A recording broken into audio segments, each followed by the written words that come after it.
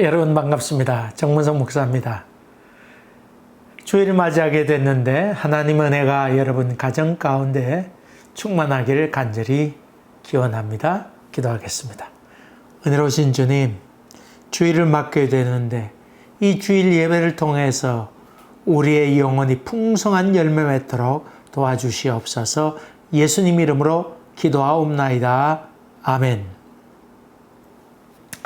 오늘 여러분과 같이 나눌 은혜의 말씀, 하나님 말씀은 마태복음 9장 20절부터 22절까지입니다. 봉독하겠습니다. 12해 동안이나 혈루증으로 앓는 여자가 예수의 뒤로 와서 그 겉옷가를 만지니 이는 제 마음에 그 겉옷만 만져도 구원을 받겠다 함이라. 예수께서 돌이켜 그를 보시며 이르시되 따라 안심하라. 내 믿음이 너를 구원하였다 하시니 여자가 그 즉시 구원을 받으니라. 아멘. 아멘. 몇 년 전에 소설을 영화화했는데 아주 대인기를 얻었던 그런 영화가 있었죠. 예수님에게는 아내가 있는데 그 바로 막달라 마리아였다. 그의 딸이 있었는데 제 기억에는 스페인으로 가서 이렇게 간 이야기를 얘기했습니다. 특별히 12제자와 함께 최후의 만찬을 했던 그 그림이 그 옆에 있는 여자가 원래 있었는데 그것을 지웠다. 그럴듯한 가설을 내세워서 소설을 실제 영화화, 실제처럼 해서 이제 영화화 했는데, 비용이 한 2억 달러 정도 들었는데, 7억의 수입을 얻었으니까 큰 수입을 얻었던 영화지요. 특별히 그 바티칸에서 그 영화에 대해서, 거룩한 것을 팔아서 돈벌이를 했다고 그렇게 비난을 해야 되고, 보지 말라고 이야기했던 영화입니다만은, 영화가 그 다빈치 코드라고 하는 영화였죠. 한국에서도 그 영화가 정당하지 못하다 그래서 한기총까지 나서서 그 영화 상영 금지를 요청했습니다만은, 그 일로 말미암아 더 홍보가 되어서 많은 사람이 더 많이 보러 갔던 영화이지요. 홍보 효과가 더 컸습니다. 우리 예수 믿는 사람은 너무 쉽게 믿고 사실과 그 상상의 세계를 구분하지 못하는 경우가 종종 있습니다. 소설을 쓴 것인데 그것을 사실로 받아들입니다. 우리말에도 그런 말도 있지 않습니까? 소설 쓴다. 그런 말이 있는데 그 예수 믿는 사람은 그런 걸 보면서 너무 급격한 반응을 하는 것도 너무 문제라고 봅니다. 그냥 소설이니까 흥행해야 될 것 아닙니까? 그래서 그러려니 하면 될 텐데 거기에 너무 급작스러운 반응, 민감한 반응을 많이 한다. 그런 생각을 하게 됩니다. 여러분이 잘 아는 중세시대 때 십자군 전쟁을 하지 않습니까? 그럴 때 그 명목 가운데 하나는 예수님의 성배를 찾아간다. 그러면서 그 사람들을 설득하기도 했습니다. 또 예수님께서 십자가에 달려 돌아가셨는데 그 나무를 찾아간다든가 아니면 성의, 예수님이 입었던 옷을 찾으러 간다. 그런 명맥을 내세우기도 해서 마치 신비한 물건을 찾으러 가는 듯 사람들의 마음을 그렇게 흔들어 놓아서 군사도 모집하고 전쟁 때 참여시켰던 것을 봅니다.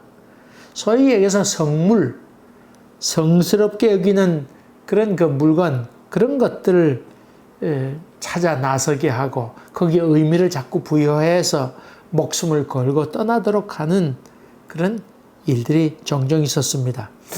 여러분, 종종 예수 믿는 사람들이 바티칸이나 아니면 이스라엘 땅에 순례를 떠나게 되지 않습니까? 그랬다가 거기에 예수상이나 아니면 다비드상 이런 데 가서 거기 입 맞추고 거기 손을 얹고 기도하기도 하고 자기 소원을 빌기도 하는 그런 사람도 종종 만나게 되고, 또 유대인들 가운데는 라헬의 묘, 이 야곱과 결혼했던 라헬 있지 않습니까? 라헬의 묘에 가서 신혼 결혼식을 마치고는 거기 가서 그 손을 얹고 거기서 사진도 찍고 특별히 기도하고 오곤 하지요, 유대인들이. 왜냐하면 라헬처럼 그렇게 그 참 깊은 사랑으로 이어가게 하옵소서. 뭐 그런 의미로 그 결혼식 마치고는 거기에 가곤 합니다. 여러분, 그런 것들이 과연 얼마나 의미가 있는 것일까요? 여러분 어떻게 생각합니까? 거기서 기도하면 그대로 이루어질 거를 여러분은 믿습니까? 그것을 믿으면 신앙이 있는 것이고 그것이 없으면 신앙이 없는 것일까요? 여러분은 법계에 아주 신비한 능력이 있다고 생각합니까?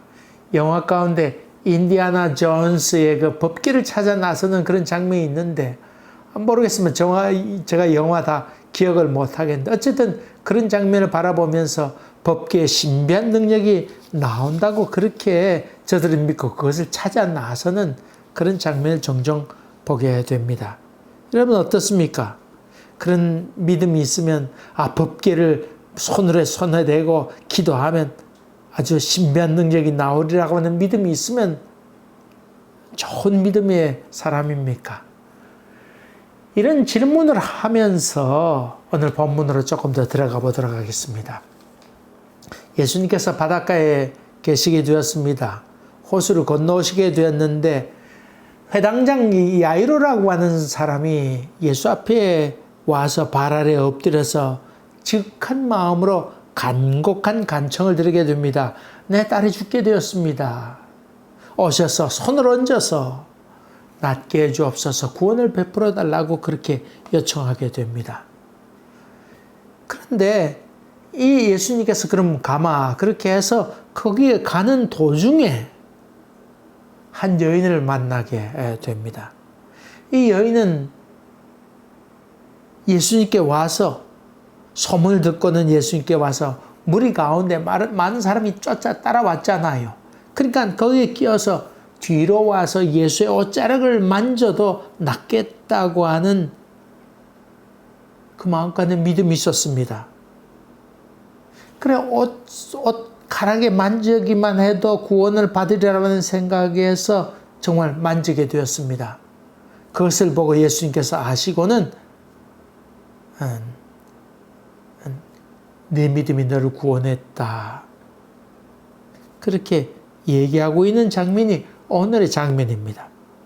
이 말씀은 오늘 마태복음 9장에만 나오는 것 아니고 마가복음 5장에도 나오고 누가복음 8장에도 똑같이 나옵니다. 이 공관복음이라고 그러죠. 마태, 마가, 누가복음을 공관복음. 그 다음에 요한복음은 좀 더 영적으로 해석한 복음이니까, 영의한 복음이니까 사복음서 가운데 앞에 나오는 세 복음서 마태, 마가, 누가복음은 공관, 똑같은 관점에서 봤다. 그렇게 해서 공관복음이라고 불리는데 내용은 조금씩 다릅니다. 참 재밌는 표현은 이 여인이 12년 동안 혈루증 앓던 여인이라고 그렇게 기록하고 있는데, 12라고 하는 숫자는 3 곱하기 4니까 12 완전수 아닙니까? 이 완전수라고 하는 것은 가득 찼다, 하늘과 땅에 가득 찼다, 그런 의미로 쓰였는데, 도무지 고칠 수 없는 병이라 그런 의미로, 불치병이라 그런 의미로 12년 되었다, 그렇게 설명하고 있지요. 그리고는 의원에게 심히 괴로움과 시달림을 받았다, 그렇게 얘기하면서 돈도 많이 허비하고 효험도 없었다. 그리고 너무 시달리다 보니까 더 몸이 중하여지게 되었다, 그렇게 표현하고 있습니다. 재밌는 것은 마태복음, 마가복음, 누가복음 세 복음서 중에서 어느 복음이 이렇게 예수님이 더 중하여졌다, 의원에게 찾아갔더니 더 중하였다, 이런 말을 누가 했을까요? 마태가 했을까요? 마가가 했을까요? 누가가 했을까요? 여러분, 마태라고 하는 사람은 세금 받던 사람 아닙니까? 세금 받던 사람이니까 의사에게도, 의원에게도 세금 받았을까요? 안 받았을까요? 세금 받았을 거 아니에요? 그냥 굳이 의원을 자극시킬 필요가 있었을까, 없었을까요? 필요가 없었던 것 같습니다. 의원도 세금을 내는데 굳이 그렇게까지 욕할 것 없다. 설사 그런 일이 있더라도 그렇게까지 할 필요 없다. 그런 생각을 가졌던 것 같고, 여러분, 의사가 의사 욕하는 법이 있습니까? 없습니까? 그건 없습니다. 누가복음은 누가가 의사이지 않았습니까? 그러니까 누가복음엔 의원에게 고난받았다 그런 얘기를 쓰지 않았습니다. 예전에 이상근 목사님, 원로 목사님 모셨었는데 그분이 설교하는 데 있어서 목사가 해서 안 될 말 한 가지, 다른 말씀에 대해서는 한 번도 이런 잔소리, 저런 잔소리를, 설교에 대해서는 일체 한 번도 얘기하지 않았습니다. 근데 제가 한 번 들은 것은 목사 욕하는 것, 그것은 목사님께서, 원로 목사님께서 불러다가 이 얘기했습니다. 왜 그러냐? 목사를 욕하게 되면 목사의 권위가 떨어지지 않느냐? 목사에 대해서 신뢰성을 잃어버리게 된다. 그러면 설교 말씀 듣는 사람이 얼마나 마음이, 믿음이 들어오겠는가?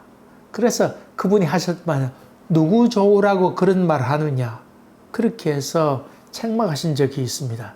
그래서 다른 건 다 이런 말 준비해서 설교하면 다 안 말씀하지 않았습니다만은, 그런 목사의 얘기하는 거에, 욕하는 거에 대해서는 권위를 다 잃어버린다 생각했습니다.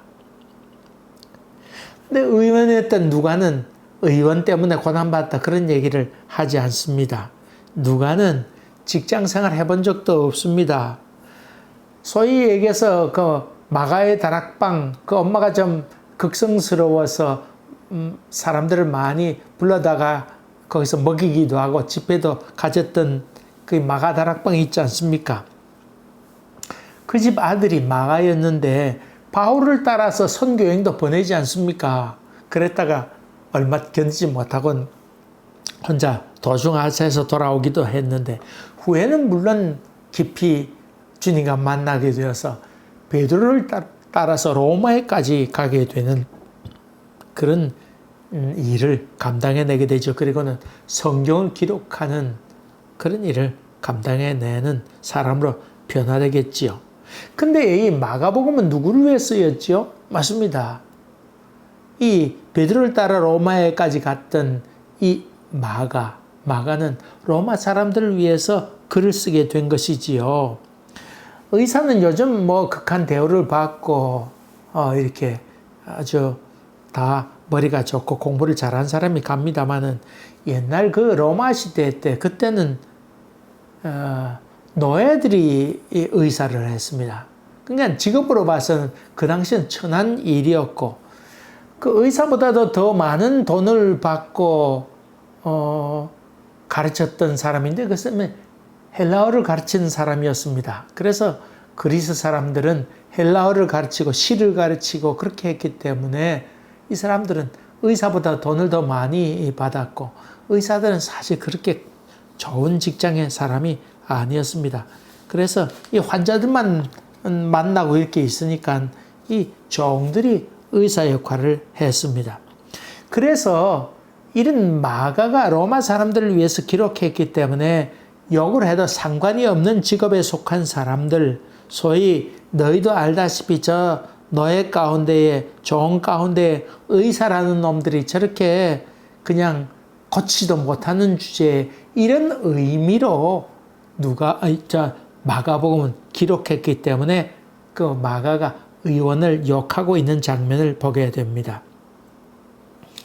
근데 또 하나, 여기 성경을 보면서 마태, 마가, 누가복음 바라보면서 좀 차이가 나는 것이 있습니다. 그것은 예수님께 가까이 가서 옷자락을 만진 것만 해도 즉시 나은 것인지, 그래서 능력이 나가는 걸 보고는 예수님께서 그거 알고는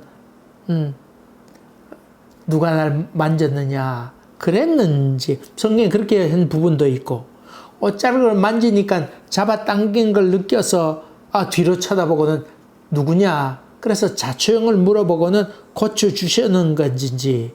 근데 사실은 표현이 다 다릅니다. 상황으로 봐서 사람들이 많아서 이리 밀리고 저리 밀리고 소란스러운 상황 아니었겠습니까?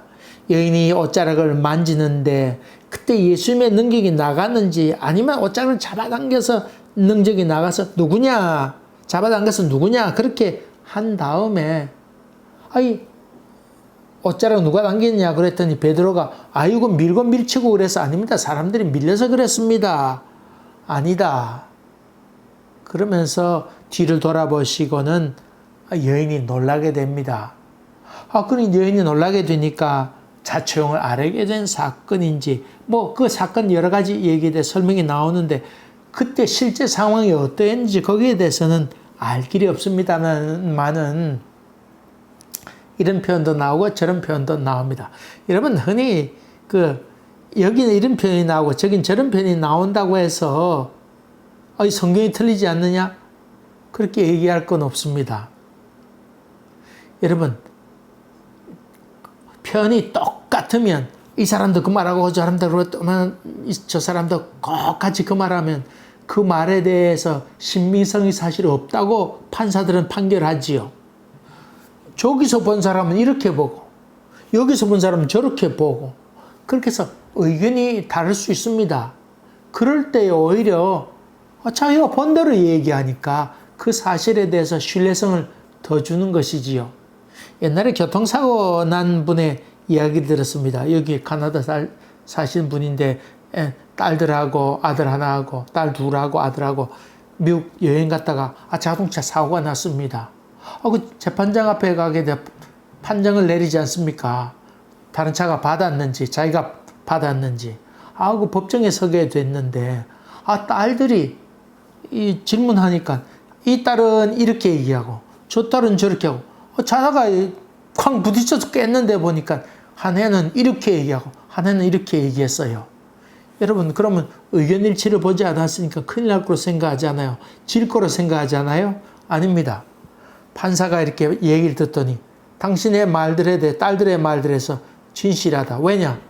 자다가 일어났는데 얘는 이쪽에서 이렇게 보니까 그렇게 볼 수가 있고 여기서 이렇게 봤으니까 그렇게 볼 수가 있다.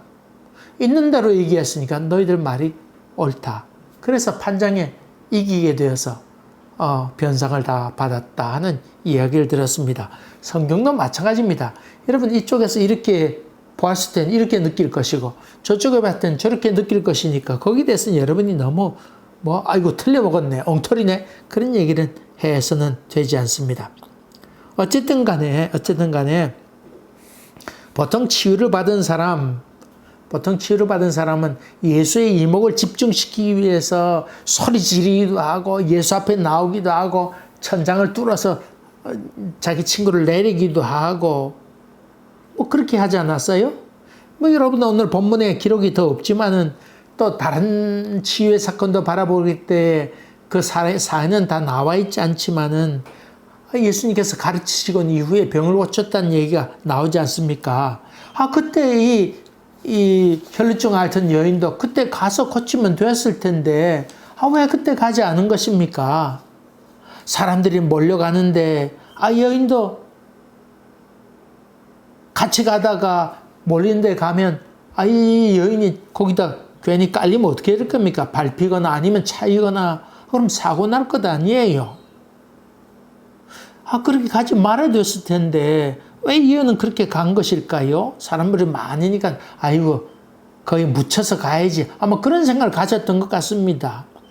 또 어쩌면 부끄러움이 많아서 원래 나서기 싫어하는 사람들 예수님의 눈에 띈다고 하는 게 좀 부끄럽게 느껴지는 소위 샤이한 사람 있죠. 좀 부끄러움을 많이 느끼는 사람. 그렇게 해서 예수님을 쫓아간 것일까요? 사람들하고 몰려갈 때 그냥 나도 가야겠다. 그렇게 했을까요? 12년 동안 혈루증을 앓았으면 도무지 희망이 없었을 거 아니에요. 그래도 낫고 싶으면 소리를 지르든지 아니면 집으로 찾아가든지 그렇게 해서 기회를 쟁취해야 했을 텐데 그렇지 못했습니다. 이 혈루증이라고 하는 것은 여인이 앓는 자궁에 이상이 생겨서 출혈하는 병을 그 혈루증이라 부인병이지요. 근데 이 부인병에 해당하는 이 혈루증은 부정한 여인으로 취급을 받았습니다. 그래서 성전 출입을 하지 못하도록 그렇게 했습니다. 더구나 부정한 사람은 사람들이 있는 곳에 가까이 가지 못하도록 그렇게 했죠. 마음대로 못 갔습니다.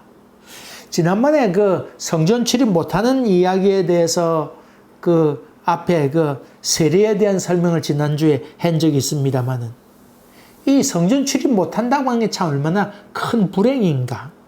매년 성전에 가서 제사를 드려야 죄사함을 받고 깨끗함을 받고 그런 그 활기찬 삶을 살게 되는데 여전히 자기가 죄 가운데 있다고 하는 것이 얼마나 그를 괴롭게 했을까요? 이 하나님으로부터 용서 안 받지 못한 죄인, 죄로 덮여있다고 생각해 보세요. 그것도 자기만 그렇게 느끼는 것뿐만 아니라 남들에 의해서 그렇게 야, 저 부정한 여인이라고 하는 것이 얼마나 고통일까 생각해 보세요. 아버지 재산을 훔쳐 달아났습니다.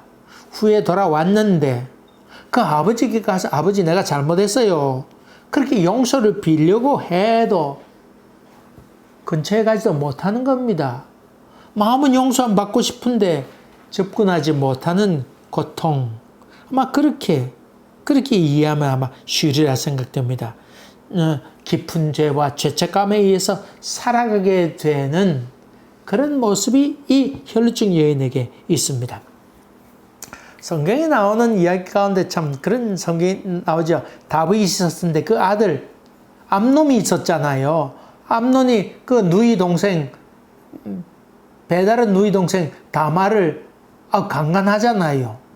강제 추행하게 되는데 이 소식을 들었던 게 다말의 그 친오빠 누구예요? 그 유명한 압살롬 아닙니까? 압살롬이 그 소식을 듣고는 기회를 엿보잖아요. 그리고는 암논을 죽여버리고 그 형제들 죽이게 되니까 놀라서 다른 형제들은 도망가 내빼게 됩니다. 형제를 죽여버리게 되니까 압살롬이 그만 그 다윗의 눈에 벗어나게 되어서 그런 말미암아 근처에 오지 못하게 있게 됩니다. 근데 어쨌든 그 일로 말미암아 근처에 못 오게 되는데 그 요압 장군의 묘책으로 인해서 근처에 오게 됩니다. 다윗성 근처에 오게 되는데 근처에 와서도 임금이 들어오라고 그래야 들어올 거 아닙니까? 아버지가 들어와라 그래야 할 땐 오게 되는데 압살롬이 근처에까지 왔지만은 들어오지 못하게 됩니다. 그럴 때 이 압살롬이 밭에다가 불을 질러 버립니다. 무슨 일이냐? 그렇게 해서 왜 나를 여기까지 왔으면 아버지 앞에 오게 해야지 여기까지도 오게 못하느냐고 그렇게 호소하게 되므로 압살롬이 다윗 자기 아버지를 만나게 되는 결정적인 역할을 하게 되지요. 아버지가 옆에 있어도 아버지라고 부르지 못하고 용서 안 받지 못하는 그 고통을 거기서 이야기하고 있습니다. 바로 그 혈루증 앓았던 이 여인의 고통이라고 하는 것은 바로 그런 안타까움과 또 간절함 그런 마음이 그 속에 담겨 있다고 봅니다.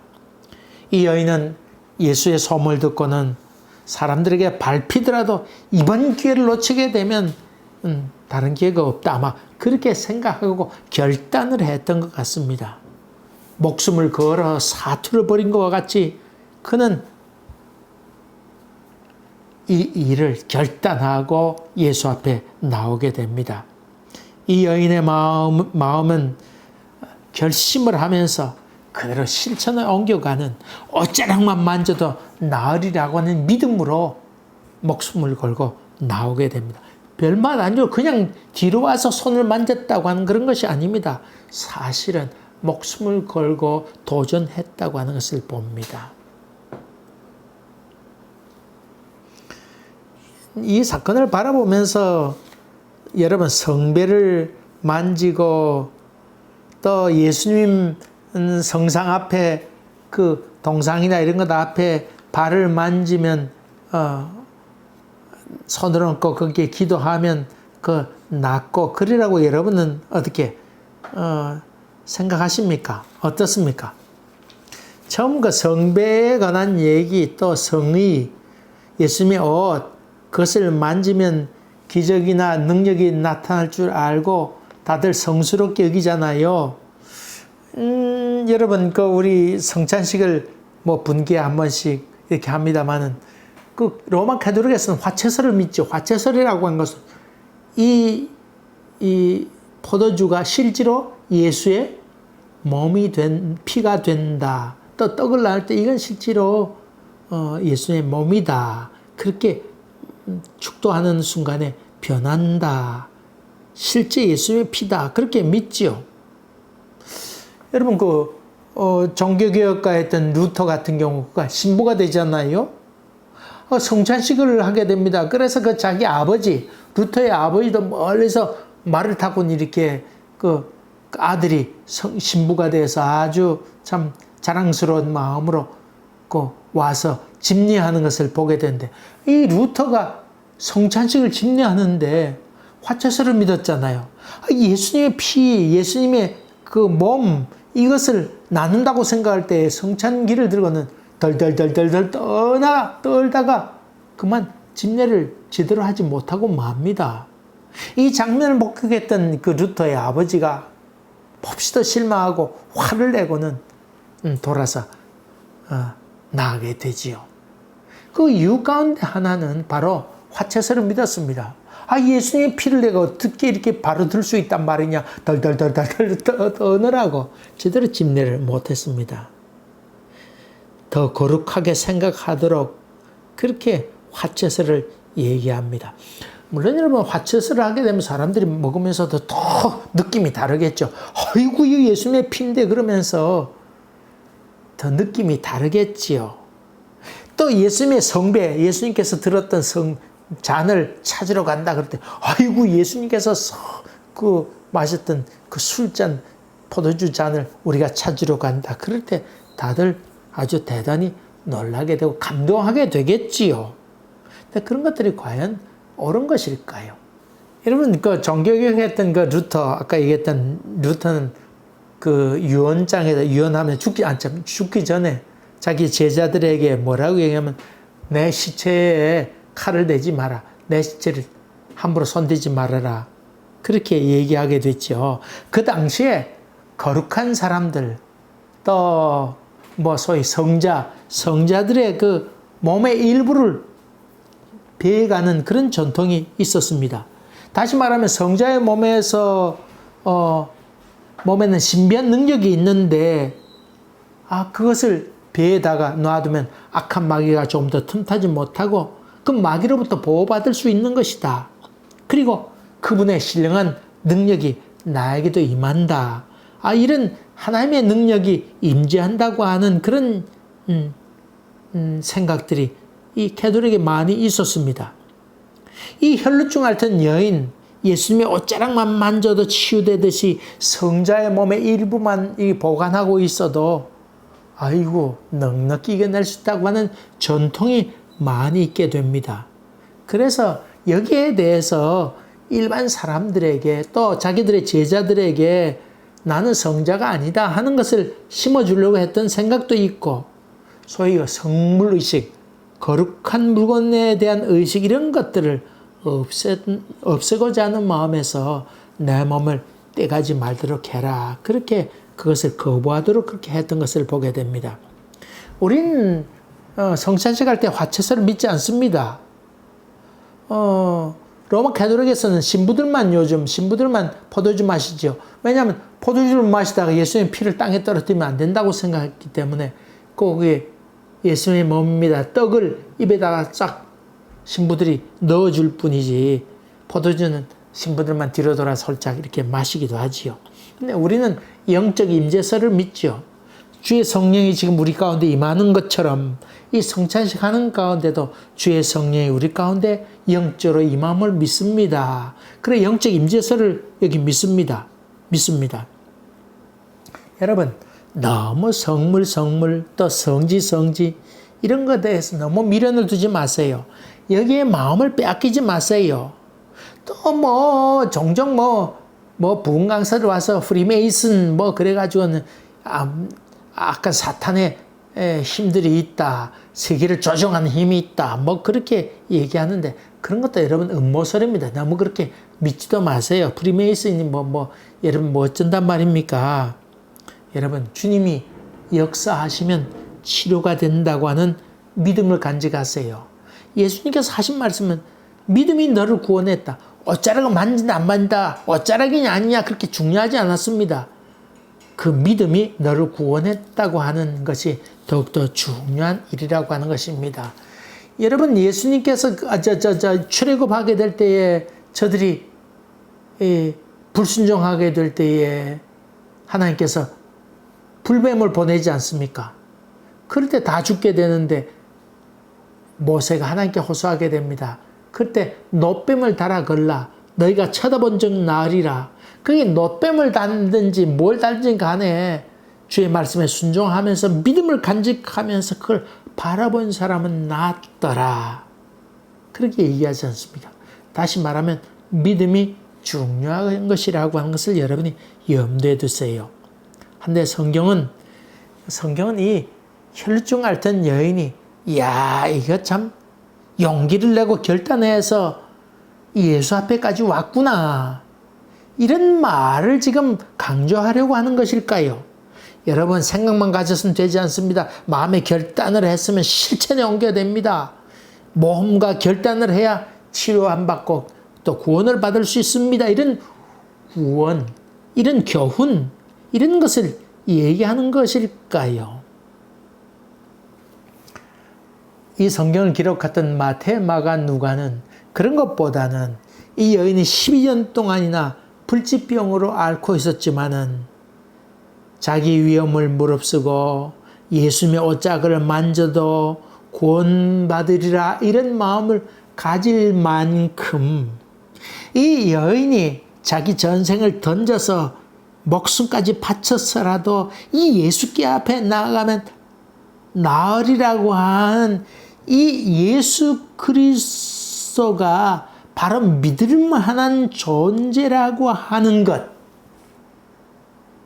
이것을 마태, 마가, 누가는 지금 얘기하고 있습니다.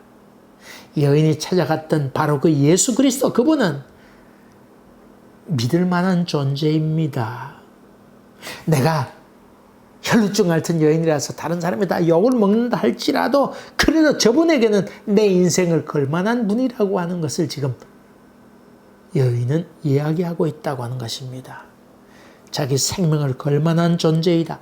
능력의 주님이시다. 내 병을 능히 낫게 하실 분이라고 하는 것을 지금 얘기하고 있습니다. 우리가 믿는 예수 그리스도, 내가 곧 길이요 진리요 생명이라고 말씀하신 이 예수 그리스도, 목마른 자는 다 내게로 오라. 내가 너희를 쉬게 하리라.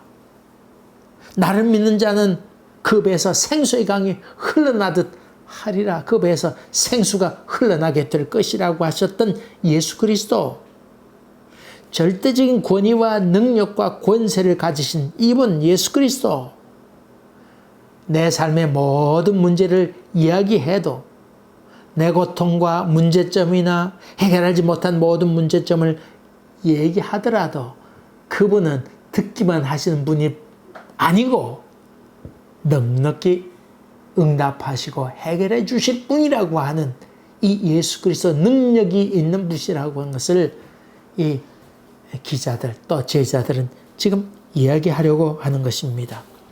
예수님의 제자가 있습니다마는 나를 따르라고 할 때 놀라운 능력이 있고 그분은 참 매력이 있는 분이어서 기꺼이 그를 따라도 넉넉히 배상하고도 남을 만한 존재라고 하는 것을 여기서 이야기하고 있습니다. 그 다음에 또 주신 말씀은 마태, 마가, 누가 모두 그 많은 군중 중에서 서둘러 가는 와중에 그 야이로의 딸을 고치러 지금 서둘러 가는 중에서도 밀고 당기는 중에서도 예수님은 자기의 능력이 나간 것을 아시고 자기 옷 잡는 것을 아시고 그는 멈추셨다고 하는 것을 얘기하고 있습니다. 흔히 유명인들은 자기 주변 정리를 잘해야 인기를 잘 유지할 수 있습니다. 자기 수행하는 그런 것들도 아주 자기 관리를 위해서도 주변에 경호원을 두거나 냉정하게 대하는 경우도 있습니다. 여러분이 잘 아는 법정 스님 있지 않습니까? 그 가까이서 본 사람이 그런 얘기합니다. 저분은 가까이서 보면 이해 못할 부분도 좀 있습니다. 왜냐하면 사람들이 너무 많이 찾아오니까 냉정하게 대할 때도 많이 있다고 하는 것입니다. 다시 말하면 자기 수행하는데 장애가 될 터이니까 그 사람들에 대해서 좀 냉정하게 해서 자주 가까이 하지 못하게 하는 냉철함도 많이 있었다고 하는 이야기를 듣습니다. 그걸 잘 유지해야 자기 수행도 할 것 아닙니까? 옳습니다. 그런데 우리가 믿는 예수 그리스도 그분은 거기에 조금 더 개의치 아니하시고 거절하지 아니하시고 그는 멈춰섰습니다. 그는 불안해하고 두려워하는 여인에게 따라 안심하라. 내 믿음이 너를 구원하였다고 그렇게 위로와 소망을 주고 은혜를 주고 구원의 역사를 일으킨 분이 바로 우리가 믿는 또 이 여인이 찾아갔던 예수라고 하는 것입니다. 한편 생각해 보면 예수님은 야이로의 해당장 야이로의 딸을 고치러 가는 중이었습니다. 만사제놓고 지금 서둘러 가는 길 아니겠습니까? 도중에 무슨 사건이 생기게 되면 끊어야 할 것 아닙니까? 건너뛰고는 좀 이따 보자든지 그런 말을 할 만도 한데 이 예수님은 야이로의 딸을 고치러 가는 일이나 이 여인이 12년 동안 혈증 앓던 여인이 옷자락을 만진 사건이나 이 생명이나 똑같이 여겼다고 하는 것입니다. 예수님께서 보셨을 때에 이 생명의 무게는 똑같다고 하는 것을 예수님께서는 말하고 있습니다. 이 말씀은 사실 참으로 위로가 됩니다. 우리는 마치 12년 동안 혈루증 앓던 여인과 같지 않습니까? 그와 같이 어쩌면 고통도 있고 말 못할 이야기도 있고 가치 없는 듯한 그런 생각을 하는 일들이 우리 가운데 있습니다. 우리는 부족하고 연약하고 또 부정해서 참 온당치 못해서 스스로 자괴감에 빠질 수밖에 없는 그런 존재입니다마는 길거리에서 예수님의 옷자락을 만질 수밖에 없는 스스로 천하게 여기는 이런 생각을 갖고 있지만은 주님은 우리의 호소에 귀를 기울이고 그거 아시고 능력이 나은 것을 아시고 돌아서서 따라 내 믿음이 너를 구원했다고 안심하라고 그렇게 말씀하고 있습니다. 사랑하는 교회 여러분, 우리가 믿는 예수 그리스도 그분은 참 사랑의 주님입니다. 사랑의 주님입니다. 이 혈증 앓던 여인처럼 믿음으로 예수께 나아갑시다. 성물이니 뭐니 거기에 초점을 두지 마시고 여기 있다 저기 있다 하는 것에 초점을 맞추지 마시고 예수 앞에 믿음으로 나아갈 때 골방에서 은밀하게 기도할지라도 믿음으로 기도하게 될 때 주님이 내 기도를 들으심을 믿습니다. 그렇게 될 때에 하나님의 능력이 여러분 머무르게 되고 주님이 그래 내가 내 골방에서 기도하는 것을 내가 듣고 있다. 딸아 안심하라. 아들아 안심하라. 내 기도를 내가 듣고 있다.